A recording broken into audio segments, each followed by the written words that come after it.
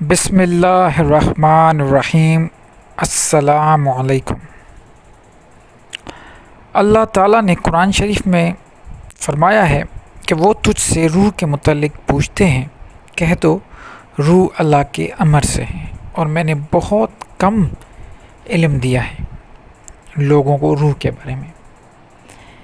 تو جب روح اللہ کے امر سے ہے تو روحانیت جب روح سے نکلی تو روحانیت بھی اللہ کے امر سے ہے۔ جو یہ لوگ کہتے ہیں کہ ولایت جب انسان کو اپنی کوشش سے ملتی ہے تو یہ بالکل غلط کہتے ہیں، کیونکہ کبھی بھی ولایت انسان اپنی کوشش سے حاصل نہیں کر سکتا۔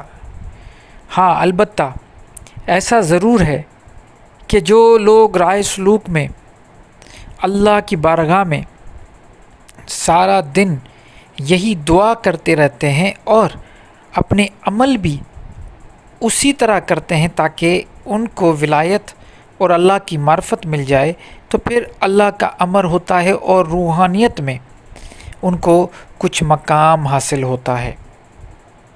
روحانیت کو حاصل کرنے کے لیے انسان اپنی جدوجہد جاری رکھے۔ یہ بات نہیں کہ اگر آپ سوچ رہے ہیں کہ روحانیت اللہ کے امر سے ہے تو اس کا مطلب ہے کہ ہم آرام سے چپ کر کے بیٹھ جائیں۔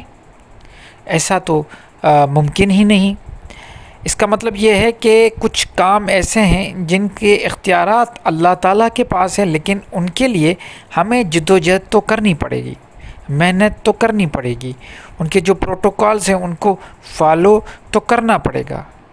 اگر اللہ تعالیٰ، اگر آپ یہ سب سمجھتے ہیں اور ہمارا ایمان یہ ہے کہ اللہ تعالیٰ رازق ہے، رزق دینے والا ہے، تو اس کا یہ ہرگز مطلب نہیں کہ آپ کمرے میں جا کے بیٹھ جائیں اور آپ کو رزق ملتا رہے گا۔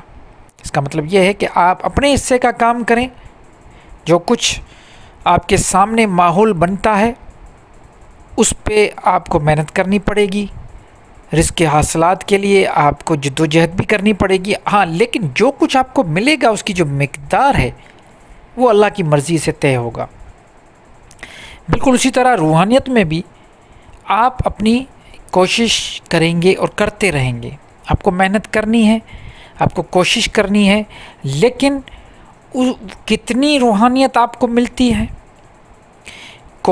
کون سے مقام پہ آپ پہنچتے ہیں، اس کا جو پیمانہ ہے وہ اللہ تعالیٰ خود طے کرتا ہے۔ تو اپنی کوشش کیا کرنی ہے، روحانیت آپ کو کہاں پہ ملے گی، یہ ایک سوال ہے۔ روحانیت آپ کو قرآن میں ملے گی۔ قرآن کو جب آپ پڑھنا شروع کریں گے، سارے جو قصے کہانیاں ہیں ان کو ڈیلیٹ کر کے پیور قرآن کا میسج سمجھنے کی جب آپ کوشش کریں گے تو قرآن کی ایک اپنی روح ہے، وہ آپ کے اندر بیٹھے گی، وہ سمجھ آئے گی، آیتوں کی سمجھ آپ کو آئے گی، اور جب آیتوں کی آپ کو سمجھ آئے گی، وہ جو روح ہے وہ آپ سمجھنے لگیں گے، تو آپ سے اندر ہی آپ میں روحانیت برپا ہونا شروع ہو جائے گی، بیدار ہو جائے گی۔ آپ کا جو اندر روحانیت ہے اس کو قرآن پالش کرتا ہے، اس کو خوبصورت بنا کے آپ کو ایک مومن بناتا ہے، ایک خوبصورت انسان بناتا ہے، ایک ایسا انسان بناتا ہے جس کے لیے اللہ تعالیٰ نے فرمایا کہ میں ہدایت بھیجوں گا اور تمہیں ہدایت کے پیچھے چلنا ہے۔ وہ جو ہدایت کے پیچھے چلنے والا انسان جو اللہ تعالیٰ چاہتا ہے وہ مومن ہے، وہ روحانیت کے بغیر ہو ہی نہیں سکتا۔ لاکھوں پیغمبر آئیں، کتاب آئیں، ان سب کا جو الٹیمیٹ گول تھا وہ یہی تھا کہ انسان میں روحانیت کو بیدار کیا جائے، اور جب روحانیت بیدار ہو جاتی ہے اور اس کے مختلف منازل پار کرتے ہوئے اللہ کی معرفت تک جب انسان پہنچ جاتا ہے تو وہی اصل مومن ہوتا ہے۔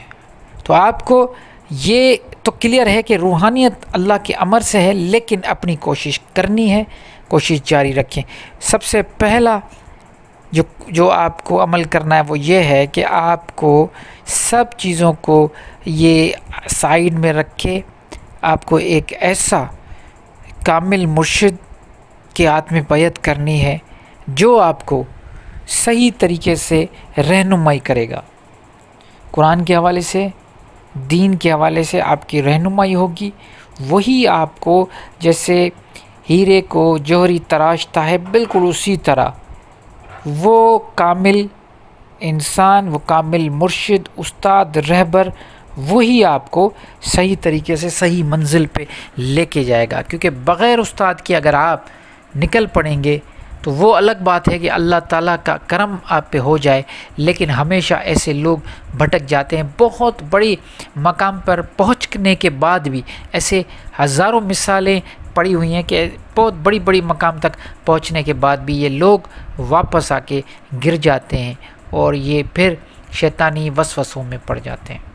تو مرشد کو ضرور ڈھونڈیں، اپنی روحانیت کو بیدار کریں۔